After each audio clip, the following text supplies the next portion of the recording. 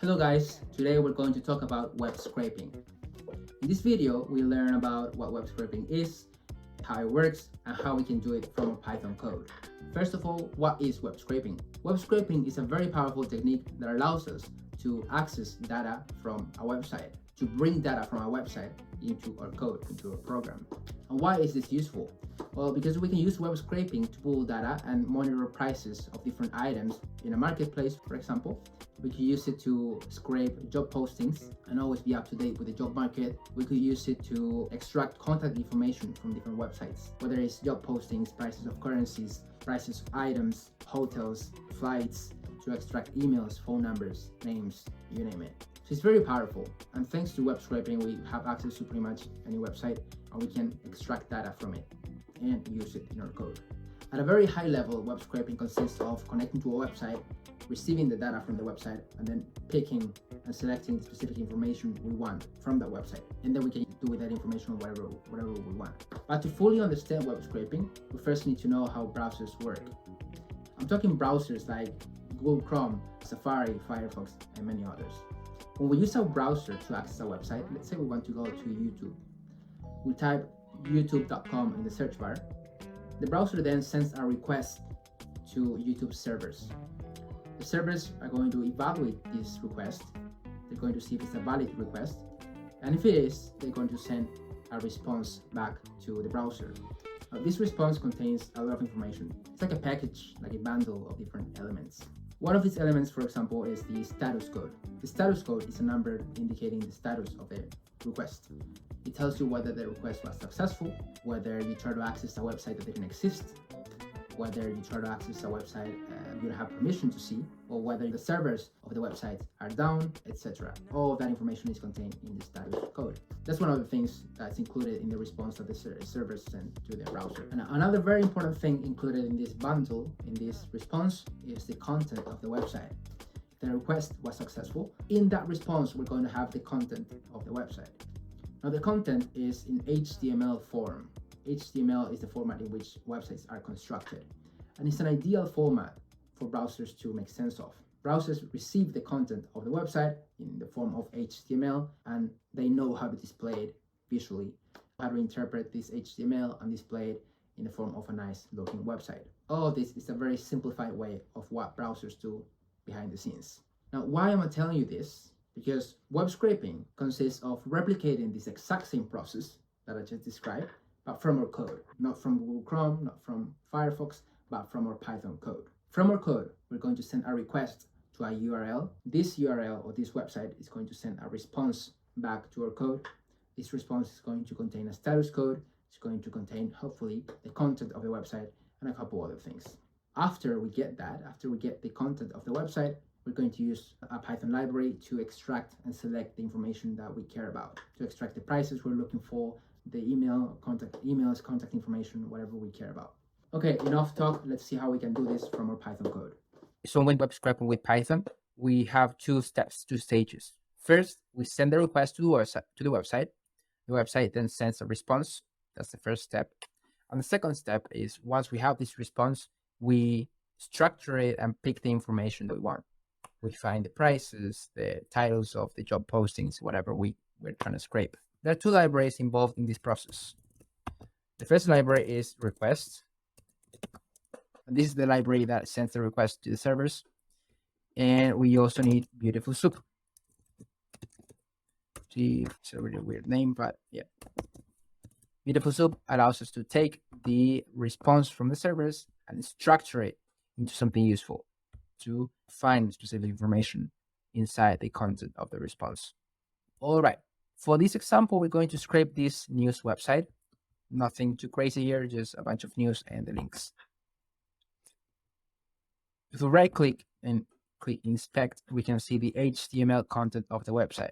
Now, this is the content of the website. This is what Google Chrome, in this case, is getting after sending the request to the servers here, to the website. So our goal is to receive this information, this HTML content from our code. And then we're going to use BeautifulSoup to find the specific elements that we want. Okay, we first need to install these two libraries. So we'll run these two commands, pip install requests We ran it. I already have it installed, so we can see that it says here requirement already satisfied. We're going to do the same thing for BeautifulSoup. Install BeautifulSoup 4. We run it, and that's it. So now we have the libraries installed, and we can start scraping this website. I'm going to copy the URL here, first of all. We need to create a variable equals right? We first need to send a request to this URL. So I'm going to import the request. And to get a response, to send a request and get a response, we're going to use request.get, and we pass the URL to this method. This is going to give us a response. So we're going to store this in a variable. I'm going to name it rest, but you can name it anything you want.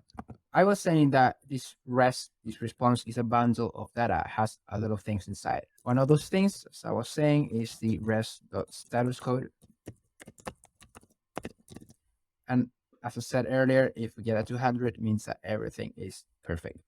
Okay, so this is the first step, the first half of the web scraping process. Now we need to pass the content of the response to BeautifulSoup to find the information we want. I'm going to create a new variable here, soup equals BeautifulSoup. And we pass the content of the response. The content could come in a bunch of different formats, so we need to tell BeautifulSoup that this is HTML, and it should treat it as such. Now, BeautifulSoup has two methods, find and find_all, that allows us to find a particular element or all the elements that match specific criteria. When we are at this stage in our web scraping project, we need to go to the website. We can click this button, and we need to find the exact elements that we want to scrape. In this case, we want the news titles. We see that it corresponds to an A tag that has a bunch of properties. In this case, we're not going to scrape the A tags. We're not going to extract the A tags of the HTML content, but we're going to scrape the span tag. Why? Why is this? Because the span tag has a very well-defined class. So we're going to grab this element by the class name. The A tag doesn't have any distinctive class, so that's why it's better to scrape this one. Now, whenever you're web scraping a website, you always need to come here to look at the code and manually determine which elements you want to select, which tags are you going to select. You could have selected this one, for example. In this case, I'll do it with this one, but that's up to you. It's up to your judgment to see which one is the best one. Okay, so I'm going to grab all these span tags that have a class of title line. Why is that? Because if we go here, we see that all the news titles have a span tag of class title line. So by grabbing all the tags that are span with the class of title line, I'm going to be getting all the news titles. Back to our code, we're going to use BeautifulSoup. We're going to use the soup variable and use the find all method. And here's what we specify that we want all the span tags. But we don't want just all the span tags. We want all the span tags that have a class of title line. So when we want to specify the class of an element, we can use the ATTRS property, which stands for attributes. This attributes property takes a dictionary, and we put class called title. I forgot the name again. Title line. You put the name of the property and the value of the property, and you use this to filter out some of the span tags, because not all the tags are going to have the same class name. Find all returns a list with all the matches. So we're going to store this in a list. Let's say news list. Let's see how many news we got. Print len of this list. Of course, we need to import BeautifulSoup first. So from BS4, import BeautifulSoup. This is how we import the BeautifulSoup class. Perfect. 200 is the status code, and 30 is the number of news that we got in this list. Let's see how many news we have in the website. 30. Perfect. We got all the news. We can assume that we got all the news. So now, since we have a list, we can use a for loop to access each one of the news titles. For, let's say, new in news list. Let's print the new to see what we got. Print space. And we got a bunch of we get a bunch of span tags with the class of title line. Inside each one, there's an A tag, and inside the A tag, we have the title of the new. Perfect, we got the data in our program. We can do better though. We can extract the text of this, and we can get the link, the news links too. Okay, let's first navigate a bit deeper. Let's access all the A tags inside each one of these span tags. So to access the A tag, we're going to say, let's say A tag is going to be equal to new.find. New is a BeautifulSoup element, so we can also use the find method here to find the A tag within this element. Let's print the A tags. Perfect. Now we don't have the span tag. We went a level deeper into the A tag. Now there are two pieces of data that we care about here. Two things we want to extract.